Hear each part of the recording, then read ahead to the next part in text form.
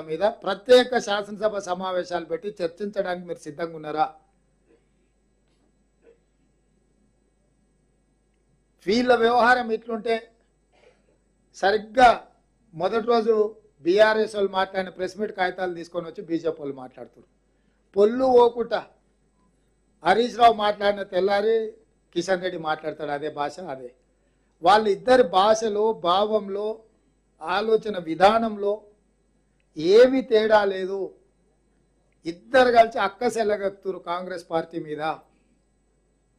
కాబట్టి కిషన్ రెడ్డి గారికి కూడా చెప్తున్నా, 2014, 2019లో నరేంద్ర మోడీ గారు ఇచ్చిన ఎన్నికల మేనిఫెస్టో మీద రైతుల ఆదాయాన్ని రెండింతలు చేయడం కానీ, 2022 వరకు ప్రతి పేదవాడికి కట్టిస్తున్న ఇళ్ల విషయంలో కానీ, స్విస్ బ్యాంకులో ఉన్న లక్షలాది కోట్ల రూపాయల నల్లధనాన్ని తెచ్చి ప్రతి పేదవాడి ఖాతాలో 15 లక్షల రూపాయలు నిధులేస్తామన్న విషయం కానీ, ఇట్లా ప్రతి సంవత్సరం 2 కోట్ల ఉద్యోగాలు నిరుద్యోగులకు ఇస్తామన్న విషయంలో కానీ, 2014, 2019 భారతీయ జనతా పార్టీ ఎన్నికల మేనిఫెస్టో, 2014, 2018 తెలంగాణ రాష్ట్రపతి ఎన్నికల మేనిఫెస్టో విషయంలో, 2023 ఎన్నికలలో మా 6 గ్యారెంటీల మీద శాసనసభ ప్రత్యేక సమావేశాలు ఏర్పాటు చేసి చర్చ చేద్దాము.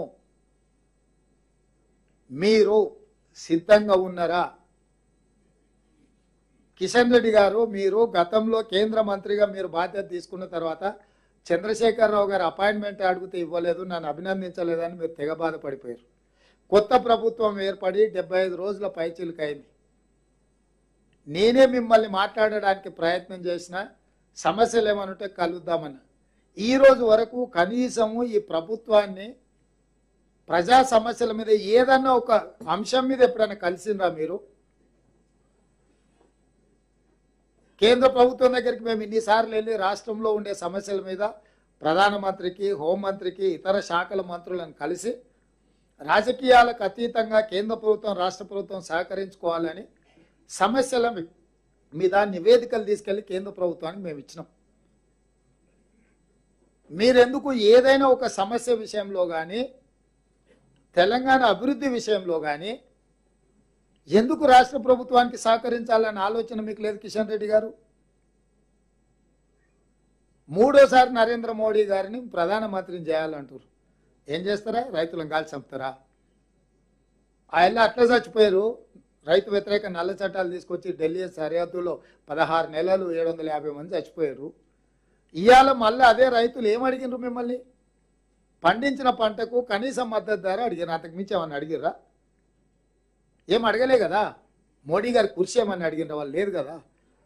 పండించిన పంటకు గిట్టుబాటు ధర అడిగితే ఇవ్వక ఢిల్లీ సరిహద్దులో రైతులను మన్నగాల్చి చంపుతారు మీరు కిషన్ రెడ్డి గారు. పోనీ 5 ఏళ్ళు కేంద్ర మంత్రి ఉన్నావు, తెలంగాణకి ఏం తెచ్చినావో చెప్పు. నువ్వు అదనంగా హైదరాబాద్లో వరదలు వచ్చి మునిగిపోతే నువ్వు కేంద్ర మంత్రిగా ఏమి ఇచ్చినావో చెప్పు. పోని ఏం చూసి మీకు ఎన్నికలలో ఓటు వేయాలి? మీకు కేసీఆర్కు ఏం తేడా ఉంది? 10 ఏళ్ళు కేసీఆర్ 2 సార్లు ముఖ్యమంత్రిగా తెలంగాణకు ఉన్నాడు. 10 ఏళ్ళు మోడీ గారు 2 సార్లు ప్రధానమంత్రిగా కేంద్రంలో ఉన్నాడు.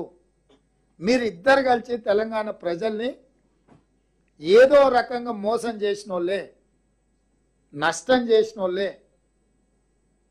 మీకు ఈ ఎన్నికల్లో కానీ మా ప్రభుత్వాన్ని విమర్శించడానికి అసలు అర్హత ఉందా? మేము వచ్చిన తర్వాత ఆర్టీసీ బస్సు ఉచితంగా ఏర్పాటు చేసినాం, కాదంటారా? 18 కోట్ల మంది మహిళలు ఇవాళ బస్సు రవాణా సౌకర్యాన్ని, మేడారం జాతరల దాదాపుగా 1 కోటి మంది మహిళలు వచ్చిపోయినారు. 1.5 కోటి మంది అక్కడికి వస్తే 1 కోటి మంది మహిళలు దగ్గర వచ్చారు మేడారం జాతరకే. వాళ్ళ దగ్గర ఎవరి దగ్గర ఒక్క పైసా తీసుకున్నామా మేము?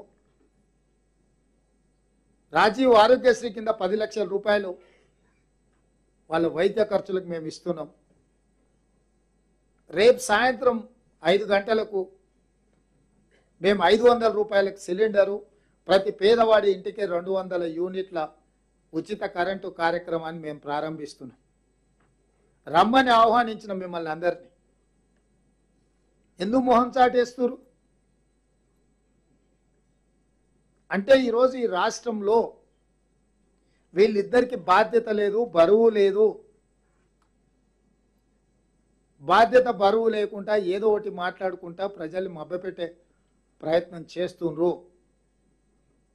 ఈరోజు సింగరేణి కార్మికులను తెలంగాణ రాష్ట్ర సాధనలో క్రియాశీలక పాత్ర పోషించిన కార్మికులను కుటుంబ సభ్యులుగా భావించి ఈరోజు ఆ కార్మికుల కోసము మా ఎనర్జీ శాఖ మంత్రి పట్టి విక్రమార్క గారు, ఉప ముఖ్యమంత్రి గారు ఆ సంస్థకు సంబంధించిన అధికారులతో కూర్చొని ₹1 కోటి ఇన్సూరెన్స్ ఇవ్వాలని ఆలోచన చేసి ఈరోజు అంత మంచి కార్యక్రమాన్ని మేము తీసుకున్నాము.